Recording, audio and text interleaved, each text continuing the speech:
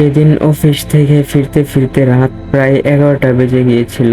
শেষ মেট্রো ধরার জন্য আমি তাড়াহুড়া করে স্টেশনে পৌঁছালাম। প্ল্যাটফর্ম প্রায় ফাঁকা, শুধু আমি আর দূরের কোণে কয়েকজন মানুষ। ট্রেন আসতে আমি উঠে পড়লাম। ভেতরটা আশ্চর্যজনকভাবে নীরব, যেন শহরের সব শব্দ মিলিয়ে গেছে।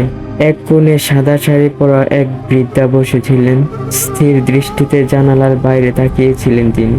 আমি বসতেই তিনি ধীরে ধীরে আমার দিকে তাকিয়ে ফিসফিস করে বললেন, পরের স্টেশনে নামবেন না, আজকের রাতটা ভালো না। হঠাৎ ট্রেন কেঁপে উঠে থেমে গেল। সব আলো নিভে গেল, পুরো অন্ধকার। জানালার বাইরে কুয়াশার ভিতরে দেখলাম কয়েকটি ছায়া, মানুষের মতো দেখা যাচ্ছে। এক মুহূর্ত পরে আলো চলে এলো, কিন্তু একই ট্রেনে আমি একাই, আর কেউ নেই। বৃদ্ধাও নেই, আর ট্রেনের চালকও কেবিনে নেই।